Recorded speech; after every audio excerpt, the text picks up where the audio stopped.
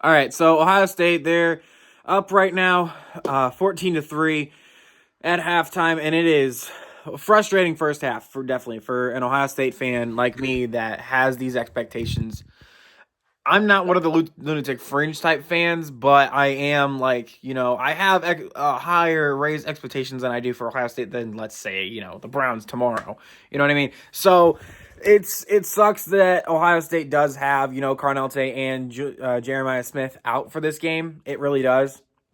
But in no way should that excuse how badly they are running this football right now. Rutgers is the worst rushing. I think they're the worst defense. If not, they're the worst rushing defense. Not even in the Big Ten. They're the worst rushing defense in the entire FBS. And right now, this offensive line just is not blocking well. And, the Ohio State's run game is very much not like the game control type run game that you normally see from the physical teams. So like Michigan and Georgia when they were in their heyday. And like the old Alabama teams, you know what I mean? So Ohio State is nothing like those. Ohio State is honestly one of the rare teams that can game control you through the air, which is it's rare that Ohio State or any team for that matter is able to do that. But there's no reason why Ohio State should be running the ball worse than they are right now. Like as little and as not even like I shouldn't even say effectively because that's not like ineffectively that they are right now. It's just so disappointing. Anyone who thought that Justin Fry was a good offensive line coach when he left for Arizona is out of their mind. Justin Fry was not a good developer. He was not even a really good recruiter. We were missing out on all the big-time offensive lineman recruits, and that was one of the reasons why Ohio State kept losing to Michigan for this run, is Ohio State just could not make up in skill positions what Michigan was basically dominating them in the trenches on both offense and defense. So, and that's the part of the reason, and I know we have a new offensive line coach, so it's not really his fault right now, but this first year was always going to be, that makeup year. Now, Ohio State is starting to get new recruits on the offensive line, which is great, and hopefully their development can go a lot better than these past few years they have with Justin Fry. But it's frustrating because Ohio State was always, especially when I was growing up, when I was real, like the Urban Meyer kind of era, not like the second half, but like the first half, it was always, Ohio State's going to be physical up front. The Zeke, the Carlos Hydes, those kind of players, in college. And Ohio State just kind of got away from that, which is fine because that what's eventually led us to having Brian Hartline and, Jeremiah Smith and Carnell Tate and Emeka Ibuka. I can go on Marvin Harrison, Garrett Wilson, Chris Olave, like those kind of guys. And that's good and all, but you got to be able to stay, if you're Ohio State, if you're going to give up a little, don't give up a whole lot. You can't go from one extreme to another. You got to keep somewhere in the middle. But it's unfortunate that Ohio State just has been, the soft narrative that was there from, let's say, 2020. It started kind of in 2020, but no one really called us soft yet, but especially in 2021 and through probably 2023, especially when we lost to Mizzou in the bowl game that year without Kyle McCord and Marvin Harrison. And then Devin Brown got injured too. So Keen Holtz had to come in, and that was a whole debacle. Speaking of Keen Holtz, what was that play call on fourth down, Ryan Day? I don't know what it is about Ryan Day in late November.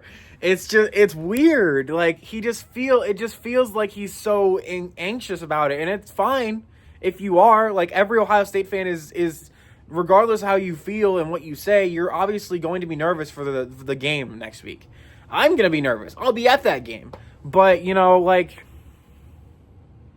it's such a different Ryan Day from what we're used to seeing through the beginning of the beginning of the season till November, and then from early December up until the end of the season. Like, it's just so different. But, I'm fully expecting Ohio State to come out here in the second half and completely lock down. And Julian Sain will be out there for the entire third quarter and a little bit of the fourth quarter. Keen Holtz will come in, and this will not be very close. I think Ryan Day is blowing his players up right now in the locker room, as he should right now, because that offensive line is doing absolutely nothing. And anybody who thought that after last week that Ohio State's run game was anything above good to great, they're proven dead wrong right now. And it's not the running back's fault. I know a lot of people do want to blame the running backs, but it's not the running back's fault. It is fully the offensive line that cannot block. And, of course, Sain today is not going to be as effective as he normally is because he doesn't have his top two threats. And what that does when you don't have your top two threats, especially at wide receiver, it allows teams to load the box. So it's not, it's not all the offensive lineman's fault. It's a little bit of circumstance. But there should be no reason why Ohio State cannot run this ball effectively in this game. And especially they are struggling to run the football. And this is against Rutgers, who offensively is a mini Michigan almost. Like, they're going to slow the pace down. They're going to run the ball. They're going to force you to stop the run, which Ohio State's defense has been able to do. They had the fourth down stop. They had a couple third and shorts on the stop there. And they've knocked the ball out in some key areas. A few incompletions. If Ohio State was there for a little bit, like a half a second later, that's probably a catch. But if not, that's a fumble. So it's you got to be able to. The defense is not the issue right now. They are allowing 3 points. They have not even allowed more than 20 points this season. So that is the best team or the best defense in college football. This offense, though, without Jeremiah Smith and Carnell Tate, of course, is going to take a few steps back. I don't think anyone expected Ohio State to be just as potent on offense without their top two threats on the team, to be completely honest. And this might hurt Julian Sain's Heisman chances. And I love Julian Sain. I want him to win multiple Heismans if it's possible. I know they're probably not going to let anybody, unless it's like undeniable, win back-to-back Heismans like Archie Griffin did, which is fine as an Ohio State fan because that we can always say that we have the only two-time Heisman Trophy winner. Anyways, this is a frustrating game, and for the first half, I fully expect Ohio State to come out and dominate on both sides of the ball in this second half, and then take the pedal off. Rest all your starters for the Michigan game coming next week. There will be a lot of animosity in that weekend. So, you got to have your players ready. And right now, that's Ohio State's got to get that fixed. Sonny or Lorenzo Styles went out with an injury, so he might not even play in the second half, to be completely honest. He definitely won't play the whole rest of the whole second half. But I fully expect guys like, Brandon Inniss to step up. And he had that touchdown catch, but I was kind of expecting a little bit more. But Max Clare is if that's the thing, if Julian Sain and Carnell Tate are going to be covered, we don't have, tight ends last year were a weakness. G. Scott was not a guy that, Will Howard could go to consistently. Max Clare is a guy that if Julian Sain wanted to, he could throw to consistently, and Max Clare will make the majority of those catches and the majority of those plays. So if Ohio State didn't have the wide receivers they do, Max Clare would probably get more recognition as one of the better tight ends in the country. But because we have those wide receivers, we haven't really needed to use them or to use them at all. So, I am glad that the tight ends are getting a lot more recognition in this game. And, Max Clare had that big touchdown, or not touchdown catch, but he had that big catch. I think that was the second quarter, early second quarter, maybe late first quarter.